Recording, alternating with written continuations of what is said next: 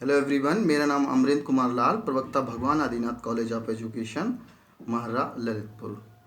विद्यार्थियों, आज हम बीएड प्रथम वर्ष के द्वितीय प्रश्न पत्र शिक्षा के मनोवैज्ञानिक परिप्रेक्ष्य के अंतर्गत अभिप्रेरणा के मनोविश्लेषणात्मक सिद्धांत के बारे में अध्ययन करेंगे।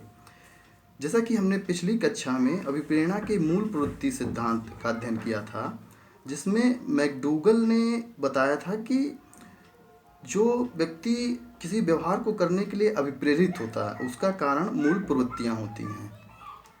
लेकिन इस मनोविश्लेषण सिद्धांत में जिसके जनक सिगमंड फ्राइड माने जाते हैं, उन्होंने मूल प्रवृत्तियों को तो जगह दी, लेकिन जिस प्रकार मैकडूगल ने बताए थे कि उन्होंने 14 मूल प्रवृत्तियों की बात की थी कि 14 मूल प्रवृत्तियाँ होती हैं किसी भी मनुष्य के अंदर, और उससे जुड़े 14 संवेग होते हैं।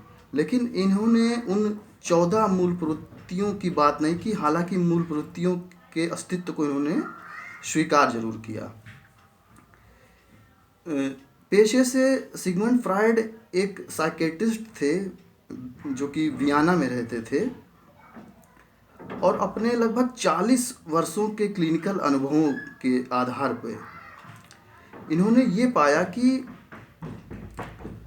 जो व्यक्ति हैं वो कहीं ना कहीं मानसिक रूप से जो बीमार होते हैं, उसके कारण उनकी शारीरिक दशा भी ठीक नहीं होती है। क्योंकि जैसा कि इनके सिद्धांत का नाम है मनोविश्लेषणवाद का सिद्धांत। विश्लेषण मतलब होता है किसी चीज़ की एनालिसिस करना। इन्होंने अपने एनालिसिस में यही पाया कि यदि व्यक्ति को मानसिक रूप से ठीक किया जाए तो व्यक्ति शारीरिक रूप से भी ठीक हो जाता है, उसके शारीरिक रूप धीरे धीरे जाने लगते हैं, और उसका कारण उन्होंने बताया अचेतन मन। तो कुल मिला के ये निष्कर्ष पर पहुँचे कि किसी भी व्यक्ति को अभिप्रेरित करने के 2 मुख्य कारण हैं। पहला कि जैसा मैकडूगल ने बताया था मूल प्रवृत्ति, और दूसरा उसका अचेतन मन। मैकडूगल की तरह इन्होंने 14 मूल प्रवृत्तियों की बात ना करके 2 मूल प्रवृत्तियों की बात की। पहली मूल प्रवृत्ति को इन्होंने बताया जीवन मूल प्रवृत्ति, और दूसरी मूल प्रवृत्ति को बताया मृत्यु मूल प्रवृत्ति। जीवन मूल प्रवृत्ति अर्थात लाइफ इंस्टिंक्ट, ये ऐसी मूल प्रवृत्तियाँ होती हैं जिनके सहारे व्यक्ति जीवन में रचनात्मक कार्य करता है। इसका सबसे अच्छा उदाहरण इन्होंने दिया कि यौन कामना जो है वो जीवन मूल प्रवृत्ति की वजह से ही होती है, और मृत्यु मूल प्रवृत्ति की वजह से जो व्यक्ति है वो विध्वंसकारी कार्य करता है। जैसे कि उसका व्यवहार किसी के प्रति आक्रामक है, वो किसी से नफरत करता है, उसके मन में कभी कभी ख्याल आता है कि हम इसका खून कर दें, कत्ल कर दें। तो ऐसी भावना आना और उससे अभिप्रेरित होना, ये मृत्यु मूल प्रवृत्ति का ही उदाहरण है।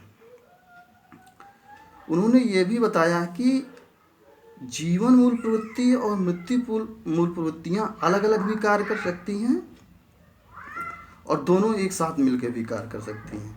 जैसे हम एक समय किसी व्यक्ति से प्रेम भी दर्शा सकते हैं, और कभी कभी हम उससे नफरत भी करते हैं। जैसे कि अपनी ही प्यारी वस्तु को कभी कभी व्यक्ति चाहता है कि हम उसे नष्ट कर दें। दूसरा कारण इन्होंने अभिप्रेत व्यवहार का बताया अचेतन मन। जैसा कि अपने मन के स्तरों में इन्होंने मन को 3 भागों में बांटा है, चेतन, अर्धचेतन और अचेतन। तो इन्होंने कहा कि जो कार्य समाज विरोधी होते हैं, नियम विरोधी होते हैं, ऐसे कार्यों को व्यक्ति के मन में तो आते हैं लेकिन वो कर नहीं पाता है, क्योंकि वो कार्य समाज विरोधी होते हैं, उसे समाज से डर लगता है। तो ऐसी इच्छाओं को वो अपने मन में दबा लेता है। लेकिन ये इच्छाएं समय के साथ बार बार उभरती रहती हैं, जो कि उसके अंदर एक मानसिक रोग का कारण बनती हैं, और इनसे ही व्यक्ति अभिप्रेरित होता रहता है।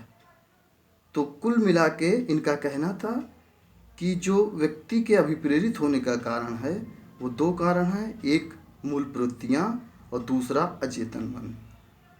मूल प्रवृत्ति में दो मूल प्रवृत्तियाँ की बात की इन्होंने, जीवन मूल प्रवृत्ति और मृत्यु मूल प्रवृत्ति, और दूसरा कारण बताया अचेतन मन। तो दोस्तों आज के लिए इतना ही, धन्यवाद।